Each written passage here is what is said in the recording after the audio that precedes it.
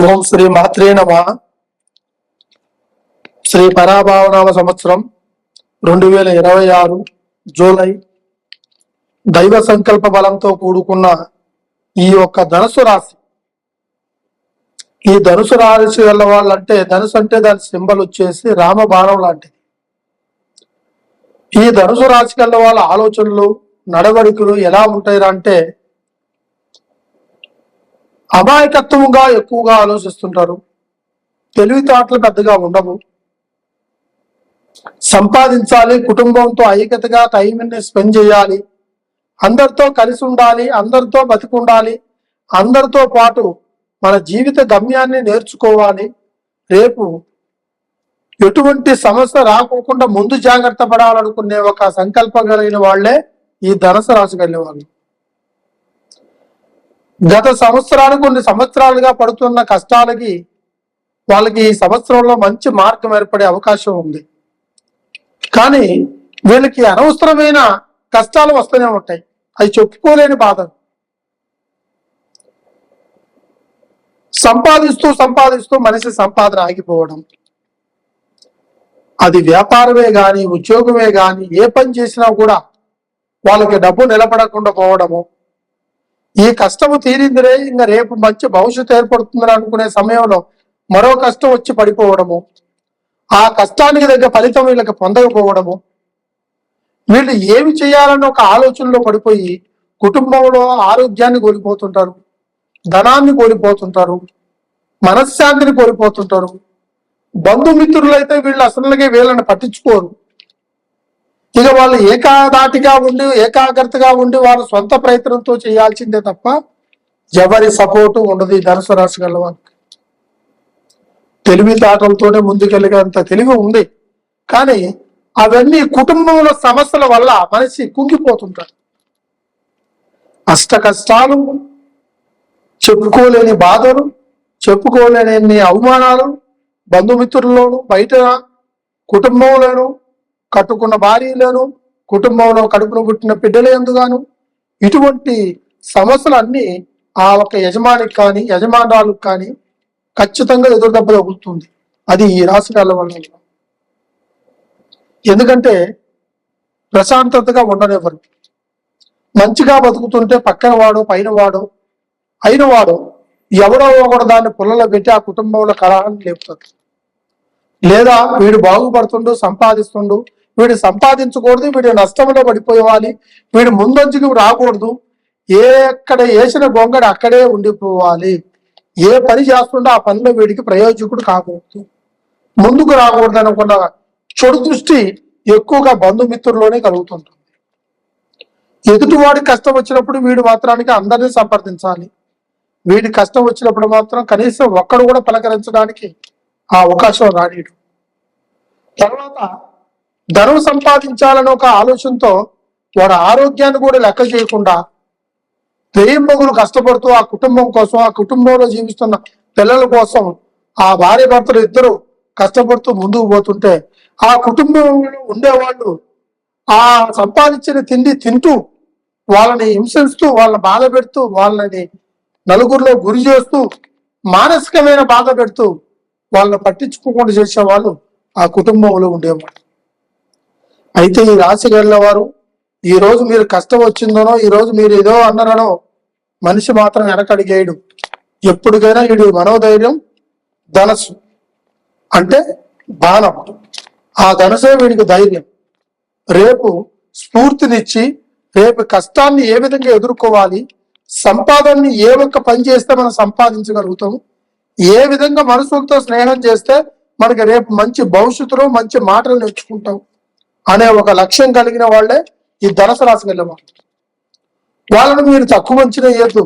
అమాయకత్వానికి ముందుగా ఉన్నా, ఆలోచనలు తక్కువగా ఉన్నా, కాకపోతే దేవుడు కరెక్ట్ గా కన్ను తెరిచి ఒక దారి చూపించరా అంటే రామబాణం లాంటిది. 10 ఏళ్ళు ఒకే రకంగా ఉండవు. అదేవిధంగా మనిషి ఎప్పుడు ఒకే రకంగా ఉండడు. దాని సమయం, సందర్భం, గడియ, వేళ విశేషం వచ్చినప్పుడు ఆ అవకాశం మనిషి ఆ భగవంతుడు ఇస్తాడు. ఆ దారిని పట్టుకుని అడుగు ముందు వేసినట్టే వాడు తిరుగుంది. ఈ రాశి గల వాళ్ళలో వీళ్ళకి మూలా నక్షత్రం కలిగిన వాడు, ఉత్తరాషాఢ పూర్వాషాఢ నక్షత్రం కలిగిన వాడు ఉంటారు. వీళ్ళకి ఒడిదుడుకులు, నక్షత్ర బలాలు వేరైనా రాశి మాత్రం ఒకటే, గమ్యం వేరైనా వీళ్ళు ఆలోచనలు మాత్రానికి ఆ దారికే చేరుకోవాలన్న ఆలోచనలు ఎక్కువగా ఉంటాయి. వీళ్ళకి అప్పుల బాధ అనేది కొద్దిగా ఉన్నా అవి తీర్చేసుకుంటారు. ఈ సంవత్సరంలో ధనం నిలకట్టు లేకపోయినా సంపాదించుకొని నిలబెట్టుకున్నంత తెలివితేటలు ఇంకా పెరుగుతాయి. వ్యాపారంలో అయితే అభివృద్ధి చెందుతుంది. ఉద్యోగంలో అయితే ప్రమోషను, వాళ్ళకు ఒక మంచి ఎదుగుదల, అధికారంలో మంచి పేరు సంపాదించుకునే ఏర్పాటు ఏర్పడుతుంది. కూలి పని చేసుకునే వాళ్ళకైతే మంచి మర్యాదలు, మంచి స్థానంలో దొరికే పని, అది ఆలస్యం చేయకోకుండా ఏ పనైనా సంపూర్ణంగా చేసుకుని రూపాయలు సంపాదించుకునే ఒక తెలివి, ఇటువంటి ఈ రాశి వాళ్ళ వారికి దొరుకుతాయి. అది స్త్రీలలోనూ పురుషుల్లోనూ ఇరుగురిలోనూ ఉంది. ఈ రాశి వాళ్ళల్లో కొంతమందికి కళ్యాణం అయినాక కూడా వాళ్ళకి కష్ట సుఖాలు బాధలు తప్పవు. అయినా సరే కొద్ది రోజుల తర్వాత వీళ్ళకి మార్పిడి జరుగుతుంది. కళ్యాణం కాలే వాళ్ళైతే ఖచ్చితంగా ఈ సంవత్సరంలో ఒక మంచి స్థాయిలో, అదే అమ్మాయి అయితే అబ్బాయికి ఒక మంచి స్థాయి ఉద్యోగం వస్తువాడు దొరుకుతాడు. అదే అబ్బాయికి అయితే తెలివితేటలు, కుటుంబాన్ని పట్టించుకొని, అత్తమామలను పట్టించుకొని సంసారాన్ని ముందుకు నెట్టుకుపోయే అమ్మాయి దొరుకుతుంది. అదేవిధంగా వీళ్ళకి కళ్యాణం జరిగిన కూడా ఈ రాశి గల వాళ్ళలో సిరి సంపదలు, భోగభాగ్యాలు అన్నీ ఏర్పడతాయి. వీళ్ళకి దైవ బలంతో పాటు పెద్దల ఆశీస్సులు కూడా వీళ్ళకి ఉంటాయి. రేపు చేయాల్సిన పని ఏదైతే ఉందో ఆ పనిని అవలీలగా చేసేస్తారు. కష్టమనే ఆలోచనే రాకోకుండా ఆ పనిని ముందడుగులో ఉండి నడిపించి చేపించి చూపిస్తారు. అటువంటి శక్తికరమైన సంకల్పపరమైన బలమైన రాశే ఈ ధనుసు రాశి. ఈ రాశి కాలాల్లో ఖచ్చితంగా ఆ సర్వేశ్వరుడు అన్ని విధాలుగా నిలబడి ఇటు అమ్మవారి రూపము, ఇటు భగవంతుడి రూపము, ఈ రెండు రూపాలు కలిగిన వాడు అర్ధనారీశ్వరుడు.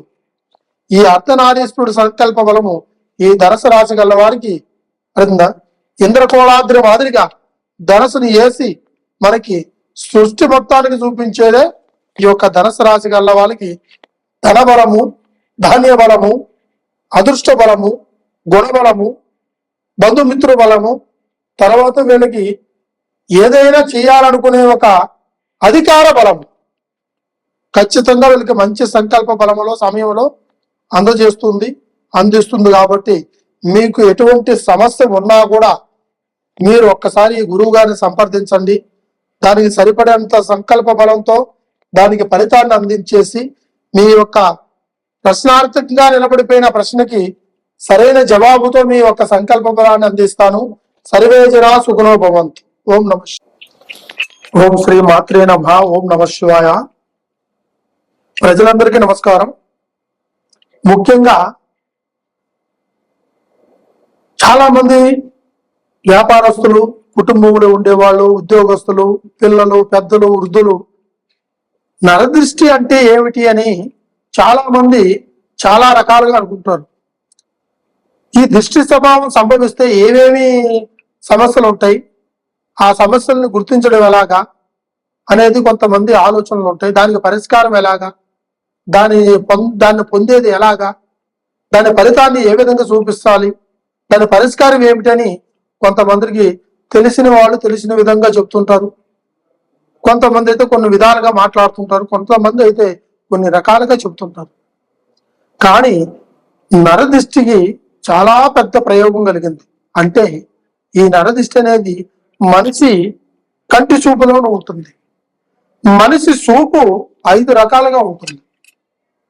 మొదటిది నరదిష్టి, రెండోది ఇష్పజూపైన దిష్టి, మూడోది చెడు సంకల్పాలతో ఎదుగుదనీకుడు చూసే దృష్టి, నాలుగోది గ్రహ దృష్టి, ఐదోది కామ దృష్టి. అంటే మనిషి రకాలైన సంకల్ప బలంతో 5 రకాలుగా ఉంటుంది.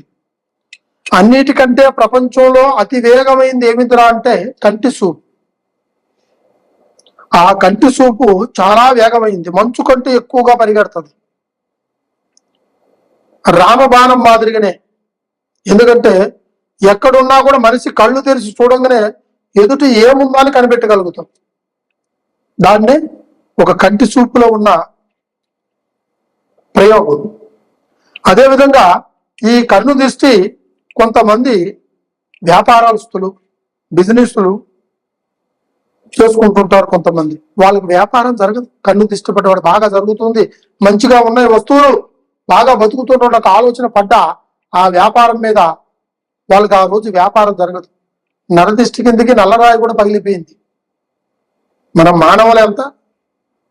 అదేవిధంగా ఈ నరదిష్టి ఎన్నో రకాలుగా సంభవిస్తుంది. అలంకరమైన దుస్తులు వేసుకున్నా, అలంకరమైన నగనగాలతోని అలంకరించుకున్నా, తర్వాత మనిషి అందంగా ఉన్నా, మనిషి ఆలోచనలు రకరకాలుగా ఉన్నా దిష్టి ప్రభావం ఎక్కువగా పడుతుంది. ఇకపోతే ఈ దృష్టిని చిన్నపిల్లల దగ్గర నుంచి వృద్ధుల వరకు ఉంటుంది. చిన్నపిల్లలకైతే పాలు తాగినప్పుడు అరక్కుపోవడం, అందంగా ఉంటే వాళ్ళకి దృష్టి తగలటం, బయట ఎక్కడికైనా తీసుకొచ్చినా దృష్టి తగలటం, పిల్లలు 24 గంటలు ఏడవటము, ఈ ప్రకంగా కొంతమందికి దృష్టి. కొంతమందికి అయితే పిల్లలకి బొగ్గరు సుక్కు పెడతారు, నల్లటి చుక్క కాటికతో నొస్తులు పెడతారు, అరికాలికి పెడతారు. దిష్టి గురించి ఒక దిష్టి సంపాదించుకుంటే ఇల్లు కట్టిన వాళ్ళు, కొత్త సంకల్ప బలం చేసే వాళ్ళకి, తర్వాత పెళ్ళైన కొత్త జంటకి ఈ దృష్టి ప్రభావాలు ఉంటాయి. అదేవిధంగా ఆహారం తింటున్నా ఆ తినే తిండి వైపు కొంతమంది చూడరాని చూపుతో చూసిన ఆ దృష్టి ప్రభావం తగిలితే వాడికి జీర్ణం కాదు. ఆ విధంగా కొంతవరకు దృష్టి. అయితే ఇక సంపాదించేసి ఇంట్లో ఏ వస్తువు కొనుక్కున్నా, ఏ ఒక్క వాహనం కొన్నా, ఏ ఒక్క ఇల్లు కొన్నా, ఏ ఒక్క ప్లాట్ కొన్నా, ఏ ఒక్క వస్త్రాన్ని కొన్నా, ఏ ఒక్కమైన అలంకరమైంది ఒంటి మీద వేసుకున్నా అది దృష్టితో సమానంగా మనిషి ఖచ్చితంగా వాడు సూపు పడిపోయి వాడు ఎదుగుదలని దెబ్బకొడతారు. అదేవిధంగా కొంతమందికి అయితే నలుగురికి సాయం చేస్తున్నా కూడా వీటి దగ్గర అంత ఉందా, ఈ విధంగా చేస్తున్నా అనుకోని కూడా కొంతమందికి దిష్టిపరంగా మాట్లాడే వాళ్ళు కొంతమంది చేపించే వాళ్ళు ఉంటారు.